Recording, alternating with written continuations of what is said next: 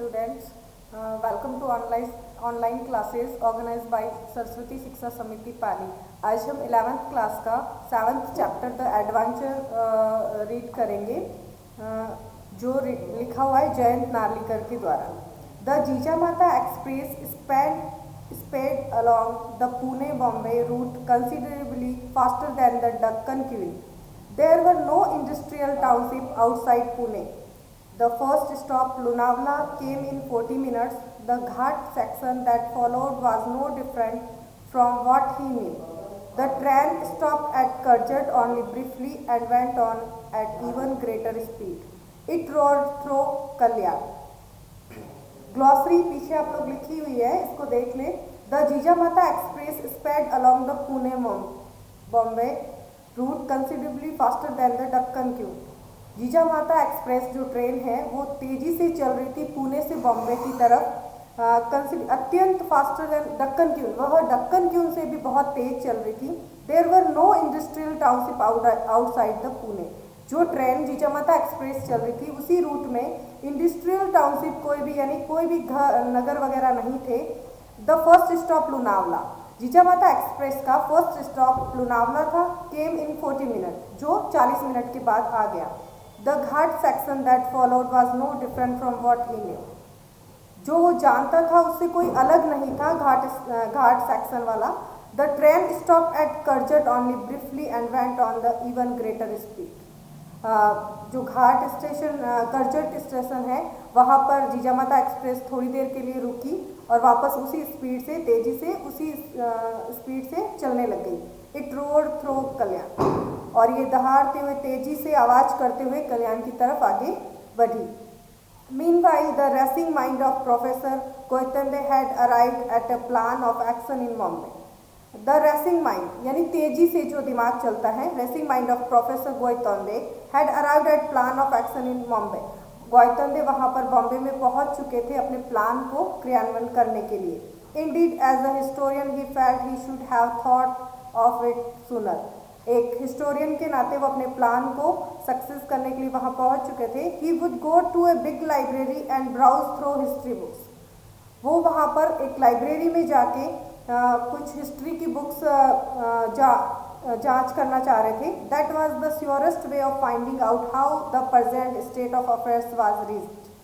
That was the surest way, ये एक अच्छा रास्ता था। Finding out how the present state, अभी वर्तमान में राज्यों की क्या कंडीशन है उसके लिए वो जांच पड़ताल करने के लिए हिस्ट्री की बुक्स वगैरह लाइब्रेरी के लिए चले गए। He also plan eventually to return to Pune and have a long talk with Rajendra Deshpande. और उन्होंने प्लान किया कि वो वहाँ जाके राजेंद्र देशपांडे से मिलेंगे और उस पूरे प्लान के बारे में चर्चा करेंगे।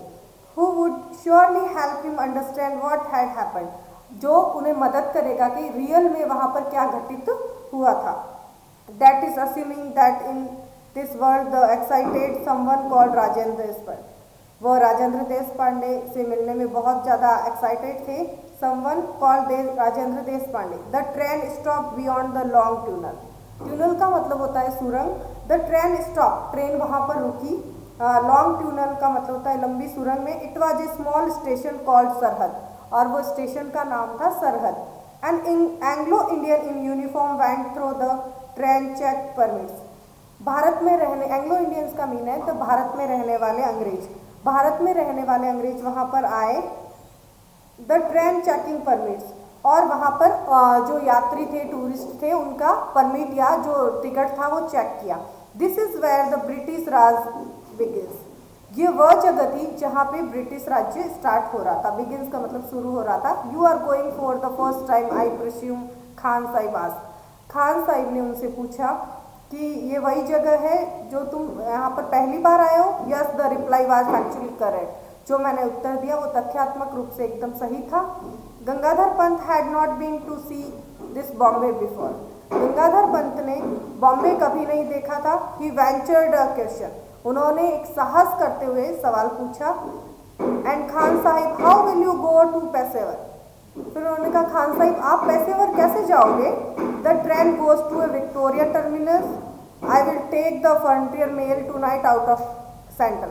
मैं विक्टोरिया टर्मिनल जाऊंगा और वहाँ से I will take the Frontier Mail, और वहाँ से मैं एक मेल लूँगा, यानी ट्रेन का नाम है टुनाइट आउट ऑफ सेंट्रल।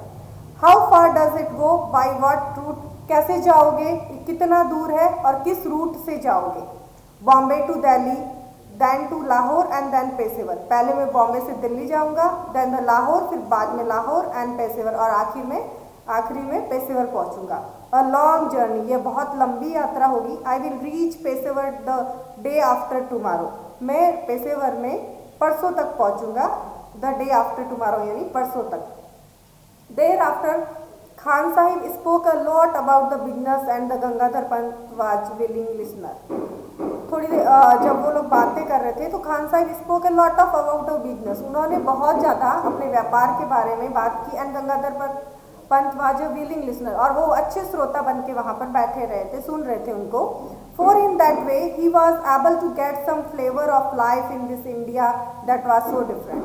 उन्होंने कुछ ऐसे स्वाद चखे जो इस इंडिया के बारे में, इंडिया को जानने में, इंडिया की लाइफ स्टाइल के बारे में। The train now pass through the Subramaniam rail traffic, और वहाँ पर रेल ट्रैफिक पर ट्रेन पास आउट हो रही है, ट्रेन चलती जा रही है। The blue carriages carried the letters, और कैरिजेस, ब्लू कैरिजेस यानी जो ब्लू कलर के, आसमानी कलर के डब्बे थे, वहाँ पर GBMR ऑन द साइड में GBMR लिखा हुआ था। इसकी फुल फॉर्म होती है ग्रेटर बॉम्बे मेट्रोपॉलिटन रेलवे, यानी राजधानी क्षेत्र का station. Explain Khan Sahib, see the tiny Union Jack painted on the each carriage. देखो वो एक छोटा सा यूनियन जैक, एक झंडा लगा हुआ है, painted on the each carriages, हर डब्बे पर। A gentle reminder that we are a British territory, ये हमें ये याद करवा रहा है कि हम एक ब्रिटिश टेरिटरी में आ गए हैं, यानी हम लोग एक ऐसे क्षेत्र में आ गए हैं, भू क्षेत्र में आ गए हैं जहाँ पे ब्रिटिश राज्य चल रहा है। The train began to slow down beyond the Dadar and stopped only at its destination. The train began to slow, train धीरे धीरे चलती जा रही थी, beyond the Dadar and stopped only at the destination, और वो डेस्टिनेशन का मतलब होता है गंतव्य स्थान, और वो अपने गंतव्य स्थान पर पहुंचने वाली थी। विक्टोरिया टर्मिनल, गंतव्य स्थान था Victoria terminus. The station look remarkably neat and clean, और वहाँ का जो रेलवे स्टेशन था नीट एंड क्लीन यानी साफ सुथरा दिखाई दे रहा था। The staff was mostly made up of Anglo Indians and the Parsis along with the handful of British officer. जो वहाँ का स्टाफ था वो एकदम एंग्लो इंडियन था। And passes along the handful, handful का मतलब होता है मुट्ठी भर, यानी वहाँ पर मुट्ठी भर जो एंग्लो इंडियन थे, अंग्रेज थे, और ब्रिटिश ऑफिसर्स थे और पारसी लोग थे। As he emerge from the station, और वो जैसे ही स्टेशन से बाहर निकलते हैं, Gangadhar Pant found himself facing the impossible building. जैसे ही गंगाधर पंत उस स्टेशन से बाहर निकलते हैं तो वो पाते हैं कि वहाँ पर एक इम्पॉसिबल मतलब एक भव्य बिल्डिंग खड़ी हुई है, मतलब है दिख रही है उनको। The letter on it the proclaimed its identity to those who did not know this Bombay landmark. जो वो लेटर है, the letters on it the proclaimed, वो जो लेटर है वो उद्घोषित कर रहा था its identity to those who did not know the Bombay landmark, ये उनके लिए आइडेंटिटी जो बॉम्बे को नहीं जानते थे। East India House headquarter of the East India Company, और वहाँ पर जो बिल्डिंग थी वो ईस्ट इंडिया कंपनी का हेडक्वार्टर था।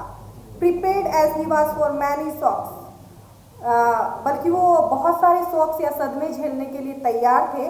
फिर भी professor Gaitonde had not expected this, लेकिन उन्होंने ये आशा नहीं की थी। The East India Company had been wound up shortly after the events of 1857। The East India Company जो वाउंड अप का मतलब होता है बंद हो गई थी थोड़ी थोड़ी, कैसे? आफ्टर द इवेंट्स ऑफ 1857, 1857 की क्रांति के बाद में ये जो ईस्ट इंडिया कंपनी है वो बंद हो गई थी। At least this that is what history book said, yet here it was not only alive but flooring. लेकिन ये पूरी तरीके से बंद नहीं हुई थी। फ्लोरिशिंग का मतलब होता है ये फलती फूलती जा रही थी, लेकिन एक तरीके से बंद नहीं हुई थी। So history had taken a different turn, वहाँ पर इतिहास ने एक दूसरा टर्न लिया, एक दूसरा मोड़ लिया, perhaps before 1857। How and when had it happened, कैसे और कैसे दूसरा मोड़ लिया उसके बारे में अब वो बात करेंगे। He had to find out, हमें पता लगाना है कि कि कैसे दूसरा मोड़ मतलब वहाँ से टर्न हुआ 1857 की क्रांति के बारे में। As he walked along Hornby road, और वो वहाँ से हॉर्नबाई रोड की तरफ चल रहे थे, घूम रहे थे। At it was called he found a different set of shops and office buildings, और उन्होंने देखा, उन्होंने पाया कि वहाँ पर अलग अलग टाइप की दुकानें, इमारतें बनी हुई थी। There was no handloom houses building, वहाँ पे कोई हैंडलूम हाउसेज, यानी हैंडलूम का मतलब होता है हाथ से बनी हुई जो चीज़ें होती है उससे रिलेटेड होता है handloom houses building in street, वहाँ पर कोई ऐसी बिल्डिंग्स नहीं थी। वहाँ पर क्या था, there were Boots and Woolworth, departmental stores, impossible offices and Lloyds, Barclays and other British banks as typical high street of a town in England. यहाँ पर उन्होंने बताया है कि वहाँ पे कोई हैंडलूम की शॉप नहीं थी, वहाँ पे ऐसी दुकानें और शॉप और ब्रिटिश बैंक थे जैसे हम लोग इंग्लैंड में आ गए हैं, वहाँ पे इंग्लैंड का सीन दिख रहा था। He turned right along Hoom Street and entered Fropp's building, और उन्होंने एक टर्न राइट अलॉन्ग होम, वो एक फ्रॉप्स बिल्डिंग की तरफ मुड़े और उस बिल्डिंग के अंदर गए, एंटर्ड किया। I wish to meet mister Vinay Gaitonde please, और उन्होंने फ्रॉप्स बिल्डिंग में जाके कहा आई विश टू मीट, मुझे मिलना है मिस्टर विनय गोयतंदे से, प्लीज आप लोग उन्हें बुला देंगे। He said to the English receptionist, उन्होंने इंग्लिश रिसेप्शनिस्ट ने कहा कि मुझे विनय गोयतंदे से मिलना है, क्या आप मुझे उनसे मिला देंगे। She search through the telephone list, तो उस रिसेप्शनिस्ट ने सबसे पहले अपनी टेलीफोन लिस्ट चेक की, द स्टाफ लिस्ट, और उसके बाद में उन्होंने स्टाफ लिस्ट चेक की, and then through the directory of employees of all the branches of the firm, और उस फर्म में, उस वहाँ पे उस ऑफिस में काम करने वाले सभी एम्प्लॉयज यानी वर्कर और जो काम कर रहे हैं उन लोगों की सारों की लिस्ट चेक करी, लेकिन वहाँ पर विनय गोयतंदे नाम से कोई नहीं था। सी सुक हर हैड एंड सेड, उस लेडी ने हाँ अपना सिर हिलाया, सुक यानी हिलाना, सिर हिलाया और कहा I am afraid I can't find the anyone of that name either here or any of our branches. I am afraid, मुझे मतलब खेद है कि आई कांट फाइंड, मैं कोई भी ऐसा नाम नहीं सर्च कर पा रही हूँ, ढूंढ नहीं पा रही हूँ जो हमारी ब्रांच में या हमारे ऑफिस में हो। Are you sure he works here, क्या आप कंफर्म कह सकते हैं कि वो यहीं काम करते हैं। दिस वाज अ ब्लो, मतलब उनके लिए एक बहुत धक्का लगा था, क्योंकि वो जिस आदमी को ढूंढ रहे थे विनय गोयतंदे को, वो वहाँ पर नहीं मिले थे। नॉट टोटली अनएक्सेप्टेड, उन्होंने ऐसी आशा नहीं की थी कि ऐसा होगा या वो मुझे नहीं मिलेंगे। If he himself were dead in this world, what guarantee had he that his son would be alive. अगर वो यहाँ मतलब वो कह रहे हैं if he himself were dead in this world, अगर वो संसार में मर भी गए हैं, व्हाट गारंटी, इसकी क्या गारंटी है, he that son would be alive indeed, he may not even have been born, क्या वो जिंदा है या मर गया। He thanks the girl politely and came out, उन्होंने विनम्रता से उस लेडी का, उस गर्ल का, लड़की का धन्यवाद किया और वहाँ से बाहर आ गए, came out. It was a characteristic of him not to worry about where he would stay, it was a characteristic, एक उनकी एक विशेषता थी, not to worry about where he would stay, उन्हें ये चिंता नहीं थी कि उन्हें कहाँ रुकना है। हिज मैन कॉन्सर्न, उनकी मैन कॉन्सर्न का मतलब चिंता, उनकी मैन चिंता या मुख्य चिंता यह थी was to make his way to library of the Asiatic Society to solve the riddle of history। सबसे बड़ी चिंता उनके लिए ये थी कि वो एशियाटिक लाइब्रेरी या पुस्तकालय को खोजे और रीडल ऑफ हिस्ट्री, और जो ये इतिहास की पहेली है उसको सॉल्व करे। वो कहाँ रुकते हैं, कहाँ खाना खा रहे हैं, ये उनको चिंता नहीं थी। Grabbing a quick lunch at a restaurant, grabbing का मतलब होता है जल्दी जल्दी से, उन्होंने जल्दी जल्दी से अपना लंच लिया एंड रेस्टोरेंट में, and he made his way to the town hall, और अपने टाउन हॉल की तरफ निकल गए। Yes, to his relief the town hall was there and it did house the library। he entered the reading room and asked for a list of history books including his oval।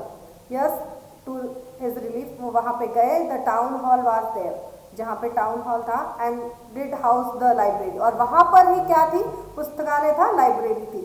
he entered the reading room, और वहाँ पर वो गए reading room के, जहाँ पे पढ़ने वाला जो लाइब्रेरी रूम था वहाँ गए, अंदर गए। Ask for a list of history books, और उन्होंने पूछा इतिहास की कुछ पुस्तकों के बारे में, इंक्लूडिंग हिज ओवन, जो उन्होंने खुद ने भी लिखी थी। हिज 5 वॉल्यूम्स डली arrive on his table. His 5 volumes, volumes का मतलब वो जो ग्रंथ थे उसके मतलब प्रकार होते हैं ना, पार्ट होते हैं, वॉल्यूम्स मतलब उसके पार्ट। 5 वॉल्यूम यानी 5 वॉल्यूम वहाँ पर उचित समय पर, डली का मतलब होता है उचित समय पर वहाँ पर लाए गए और वहाँ टेबल पर रखे गए। He started from the beginning, और उन्होंने शुरू से मतलब एक के बाद एक, बिगनिंग यानी शुरुआत से पढ़ना शुरू किया। Volume 1 to the history up to period of Ashoka, जो पहला वॉल्यूम था वो अशोका के बारे में था, यानी volume 2 up to the Samudragupta, दूसरा जो भाग था ग्रंथ था बुक थी वो समुद्रगुप्त के बारे में थी। And volume 3 up to the Mohammad Ghori and volume 4 up to the death of Aurangzeb. अब तीसरा जो था भाग वो मोहम्मद गौरी के बारे में था और चौथा भाग औरंगजेब की मृत्यु के बारे में था। Up to this period history was as he knew it. अब जब तक उन्होंने चारों पार्ट पढ़े तब तक तो हिस्ट्री का जो पार्ट था, पीरियड था, वो सेम वही चल रहा था जो जानते थे।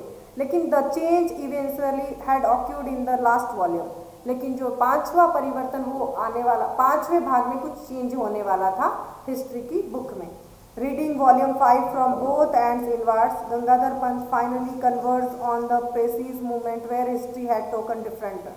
रीडिंग वॉल्यूम 5, जब पांचवा वो भाग पढ़ रहे थे तब गंगाधर पंत फाइनली कन्वर्स का मतलब केंद्रित हो गए, जब पूरी तरीके से केंद्रित हो गए precis movement where history had taken different mode, और तब उन्हें ऐसा लगा कि कहाँ पर पांचवी बुक में, ग्रंथ में उनको लगा कि कहाँ पर ये चेंज हो रहा है, हिस्ट्री ने नया मोड़ लिया।